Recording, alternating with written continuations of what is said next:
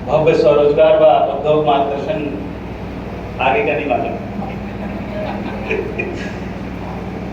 आज के कार्यक्रम पर गोंडवाना फाउंडेशन के कार्यक्रम के अध्यक्ष अमृत मस्कोले जी, संगठन के अध्यक्ष अमृत मस्कोले जी, हमारे बीच में सौजन्य से प्राइवेट लिमिटेड राजेश जी, मैं प्रमुख तौर पर इन दो व्यक्तियों को बहुत लंबे अरसे से, काफ़ी समय से जानता हूँ, इसलिए उन्होंने मुझे बुलाया, इसके लिए मैं बहुत बहुत धन्यवाद दूंगा। साथ ही डॉक्टर साहब हमारे बीच में, क्योंकि मराठी का और हिंदी का बीच में मेरे बीच में तो थोड़ा दिक्कत है, तो इसलिए मैं सभी महानुभाव व्यापारी, हमारे साथी सहयोगी सभी ने इस कार्यक्रम को मिलकर किया, इसलिए मैं आपको पुनः धन्यवाद, सेवा जोहार और सबको नतमस्तक चाहूँगा कि सिवनी से मुझे यहाँ गोंडवाना के मंच पर हमारे शहीद वीर बिरसा मुंडा जी, क्रांतिकारी वीरांगना रानी दुर्गावती, बाबा साहब अम्बेडकर का आप सबको मेरा, आप जिस भी स्थिति में इस समाज को जो आपका प्रेरणा हमको मिल रहा है, हम सबको सेवा जोहार, धन्यवाद। सम्मानित साथियों, क्योंकि आज एक गोंडवाना फाउंडेशन के द्वारा जो कार्यक्रम रखा गया है, ये एक लंबे समय की मांग है। हम लोग कई बार बातचीत करते थे अमृत जी से, राजेश जी के, कि भाई हम लोग क्या वास्तविक रूप से, हम जिस कौम से आते हैं, जिस समाज से आते हैं, क्या हम उस समाज के लिए अपना कंट्रीब्यूशन कर रहे हैं? क्योंकि इस देश के भीतर गोंडवाना साम्राज्य का एक राज्य स्थापित हुआ, गोंडवाना का एक कुशल शासन भी चला इस जमीन पर, इस माटी पर जहां पे हम लोग बैठे हैं, और यहाँ पर वक्त बुलंद शाह ने शासन किया पूरा गोंडवाना अंचल में, गोंडवाना विभाग के भीतर। तो उसकी जड़ें क्या थी? क्यों उस काल में, उस दौर में कभी भी गोंडवाना विभाग में कभी कोई दुखी नहीं था, कभी कोई परेशान नहीं थे, सब मिलके साथ में जीते थे और सबका जीवन साधन संपन्न था, ऐसा इतिहास कहता है, ऐसी जानकारी लगती है। और जो आज हमको हमारे अध्ययन के दौर में ये चीज निकल के आती है। लेकिन सोच के देखिए कि जो समाज राजपाट करने वाला समाज था, जो लोग इस देश को अपनी व्यवस्था के माध्यम से संचालित करते थे, जिनके पास में धन अपार था, ये जो आज हमको, हम लोग मजदूरी के लिए, दो पैसे के लिए भटक रहे हैं सड़कों में, और जब जब हम नागपुर आते हैं हमको बड़ा तकलीफ होता है। आज भी वही स्थिति देखा मैंने कि लोग बसों से गट्ठा लेके उतर रहे हैं, लोग बोरियां लेके उतर रहे हैं, बिस्तर लेके उतर रहे हैं, गंभीर हालत, और वो सारे के सारे लोग ट्राइब के लोग, पूरे देश भर से नागपुर में लोग काम करने आते हैं। सोचिए कि हमारा जो समाज शासन करता था, राज करता था, और अपार धन संपदा उसके पास थी, वो समाज आज काम ढूंढ रहा है। एक बड़ा चिंतनीय विषय है।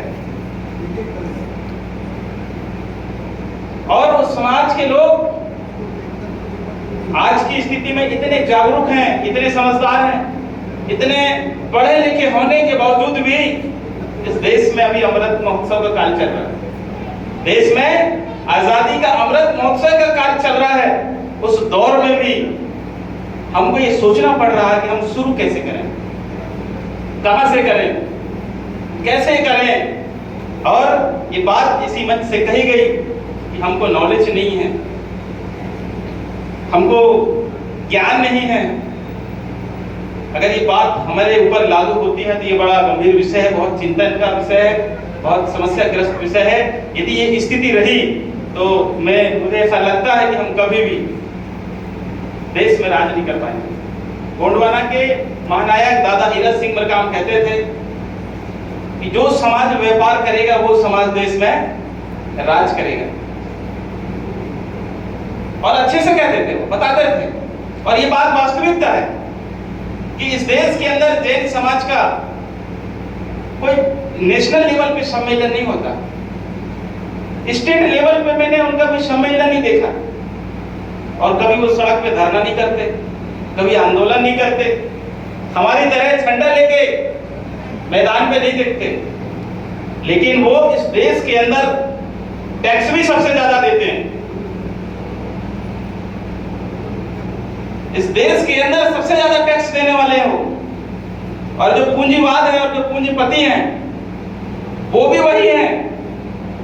हम एक तरह से कह सकते हैं कि देश उनके कंट्रोल पे, ये बात छुपी नहीं। और हम क्या सपने देखते हैं कि हम इस देश में राज करना चाहते हैं। ठीक बात है, कैसे करोगे? हमारे जीवन में 2 वक्त की रोटी के लिए हम लोग तरस रहे हैं। हम अपने परिवार को सुखी साधन और संपन्न नहीं बना पा रहे हैं। साथियों, ये जो आज का गोंडवाना फाउंडेशन का कार्यक्रम है, बहुत इंस्पायर हूं। मुझे खुद बहुत अच्छा लगा। मैं बहुत गौरवान्वित कर रहा हूं कि ऐसी कोई प्रोग्राम किसी ने तो सोचा।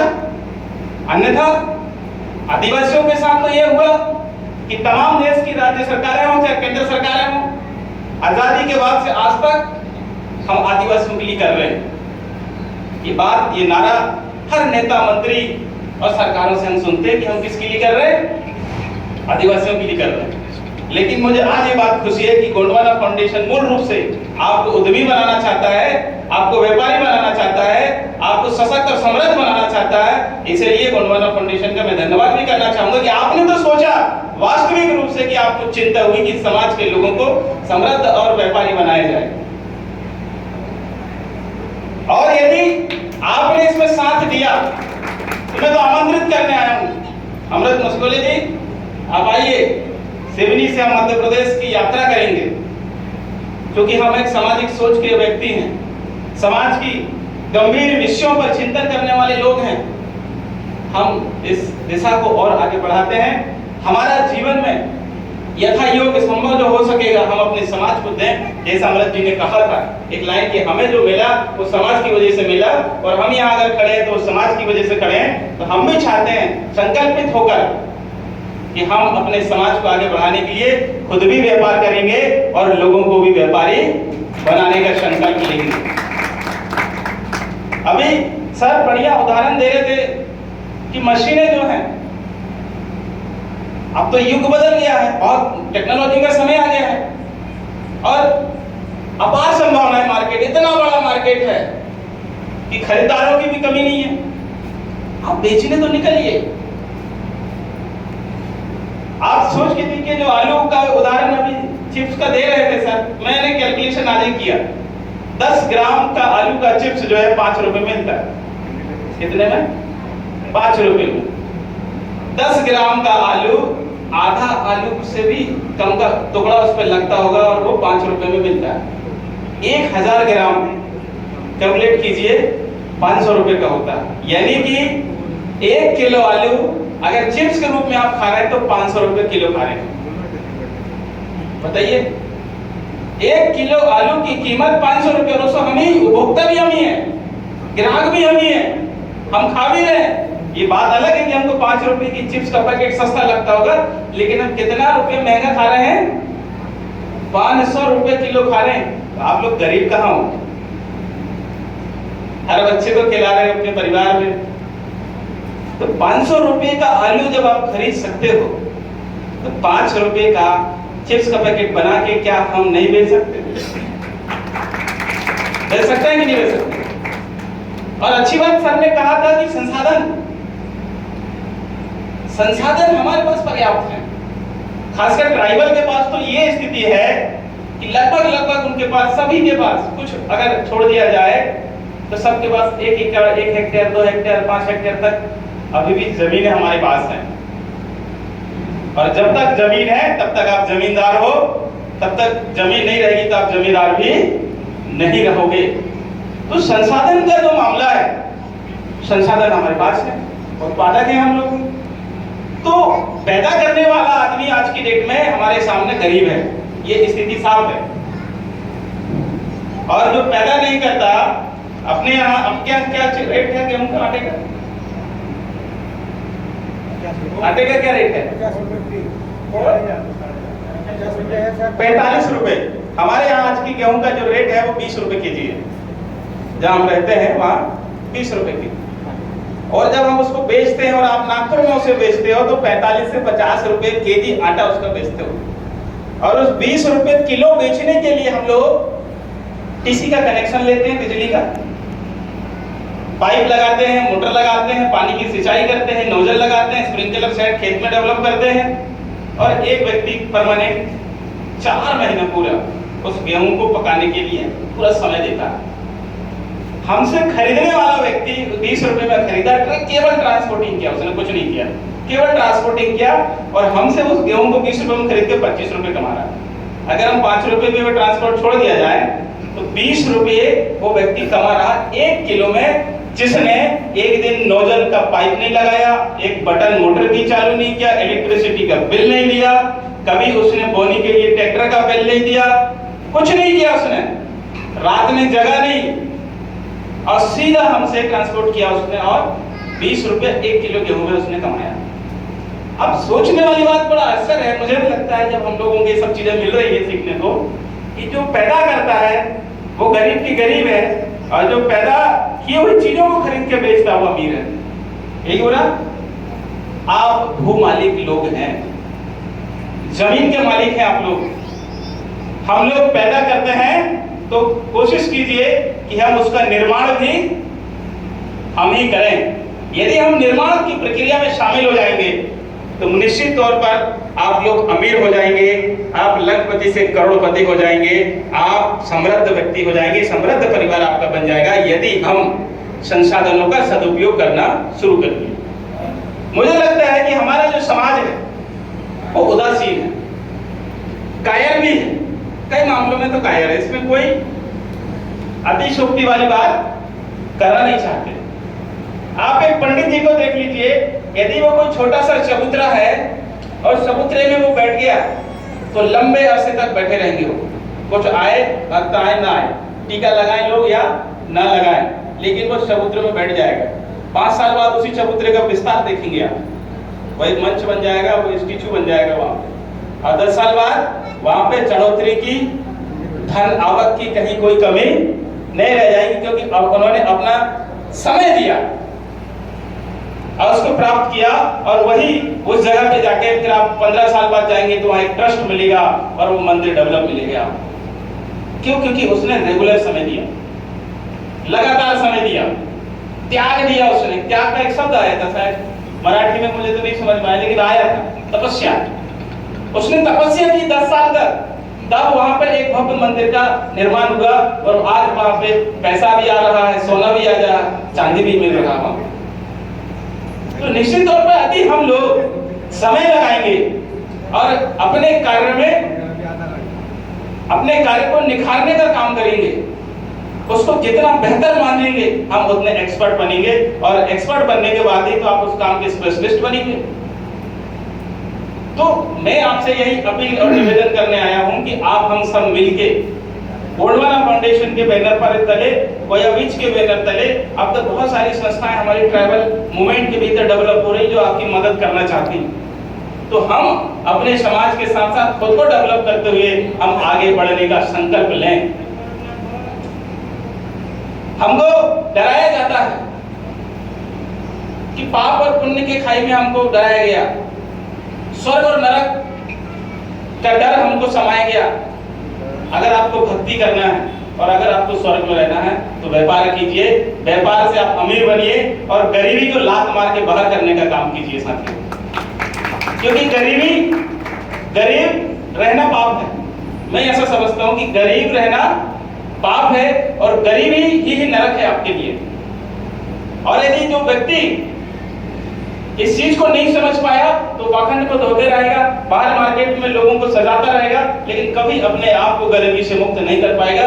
यदि आपको गरीबी को हटाना है तो आपको व्यापारिक दृष्टिकोण से सोचना पड़ेगा, अपने आप को तैयार करना पड़ेगा, और व्यापार के लिए आपको सोच के हुए करना प्रारंभ आपको करना पड़ेगा। केवल आज हम गोंडवाना फाउंडेशन के बैनर पर आके यहाँ अच्छा लगा, लोगों ने भाषण किया, ऐसा सोच के अगर आप जाएंगे तो मुझे ऐसा लगता है कि ये काम कभी भी हमारा समृद्धि की जो कल्पना हम लोग कर रहे हैं, बात कल्पना यही है कि हर व्यक्ति अमीर बने, हर व्यक्ति यहाँ का करोड़पति बने, हर व्यक्ति हमारे समाज का समृद्धशाली परिवार से बने। तो वो संकल्पना को यदि हम पूरा करना चाहते हैं तो सोच के साथ करना प्रारंभ कीजिए। अगर हम लोग करना शुरू करेंगे तो बहुत बेहतरीन समाज का निर्माण करेंगे। गोंडवाना फाउंडेशन की जो संकल्पना है वो केवल और केवल समाज निर्माण की संकल्पना है। आज राजनीतिक रूप से तो आपके अंदर चेतना आ गई है, लोग झंडे उठाना शुरू कर दिए हैं, इस नेता के, उस नेता के, उस पार्टी के, इस पार्टी के। समझने भी लगे कि किसको वोट देना और किसको वोट नहीं देना, ये तो समझ में आने लगा आपको। स्कूलों का भी नॉलेज है आपके पास में, शिक्षा दीक्षा के लिए किस स्कूल में जाना है, किस स्कूल में नहीं जाना है। लेकिन अभी हमारे अंदर व्यापार कैसे हम डेवलप करें, बिजनेस के क्षेत्र में हम कैसे जाएं, इसकी समझ मेरे ख्याल से अभी बहुत धीमी है। समझ में आ रहा है लेकिन ये गति धीमी है और हमने स्टार्टअप नहीं लिया है। तो आज आप लोग संकल्प कीजिए, जितने हम लोग यहाँ पर हैं हम संकल्प लें और अपने अपने पसंदीदा क्षेत्र में जो आपको लगता हो उस क्षेत्र में आप गोंडवाना फाउंडेशन की मदद से, कोया बीच की मदद से, जहां आपको मदद लगती है। आपके साथ तो व्यापारी लोग भी हैं और व्यापारियों को भी हमारी जरूरत है। आप समझिए कि इस देश में तो ग्रुप का जो मामला, आप क्या गठ बोल रहे थे शायद, बचत गठ बोल रहे थे। मैंने कहा ये बचत गठ क्या है, मुझे लगा कि बचत खाता हमारे यहाँ बोलते हैं, सेविंग अकाउंट को हमारे यहाँ समूह बोलते हैं, एसएचजी है ना, एसएचजी बोलेंगे। तो इसका भी आपको बहुत ध्यान में रखना है। बगैर समूह के हम आगे नहीं बढ़ सकते। इस देश के भीतर जितने भी करोड़पति अरबपति लोग हैं, जितने भी बड़ी कंपनियों का नाम लेते हैं आप, तो उन सब में समूह का ही योगदान है। टाटा बिरला के ग्रुप की अगर बात करें तो वो भी एक ग्रुप है, रिलायंस ग्रुप की अब बात करें तो वो भी एक ग्रुप है। छोटे छोटे समूह में भी हम बड़ा काम प्रारंभ कर सकते हैं, बड़े मंजिल की तरफ बढ़ सकते हैं, लेकिन समूह में आपको काम करना पड़ेगा।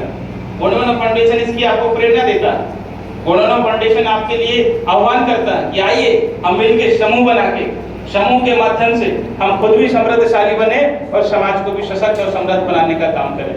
मेरा जहाँ तक सवाल है कि अमृत जी आप तैयारी कीजिए आने वाले समय में सिवनी में, और यहाँ पर जो व्यापारी जी आए बांगरकर जी, आपके तो मित्र है, मेरे लिए तो व्यापारी ही है, ठीक है। हमको कोई व्यापारी नहीं कहता, बड़ा दुख होता कभी कभी, हमको भी कीजिए व्यापार से सम्मानित। तो मैं आपको आमंत्रित करता हूं कि सिवनी मध्य प्रदेश में आप लोग आए और ऐसी कार्यशाला का आयोजन करके सीखने की ट्रेनिंग, प्रशिक्षण के जो कार्यक्रम हम लगातार लगाएं, महाराष्ट्र में भी लगाएं। महाराष्ट्र वालों से कोई दुश्मनी नहीं है हमारी, हम आपके साथ हैं। महाराष्ट्र में भी आप लगातार इसको बढ़ाएं। और जहां तक मामला है कि समाज में योगदान देने का जो सवाल है, हम केवल और केवल समाज में योगदान देने के लिए महाराष्ट्र के नागपुर में आए हैं। तो आप लोग वहां आए, अपनी मशीनों को भी वहां प्रदर्शित करें। मैं अगर ये सब कुछ ठीक ठाक रहा तो हम 1000 से ज्यादा मशीनें हम अपने क्षेत्र में प्रयास करेंगे कि वहां पे लगवाएंगे और हमारे लोगों को 1000 से अधिक लोगों को व्यापारी जगत से हमारे जीवन काल में जोड़ने का प्रयास करेंगे। इन्हीं आशा और विश्वास के साथ में आप सब ने हमें समय दिया, सुना, इसके लिए बहुत बहुत धन्यवाद। सेवा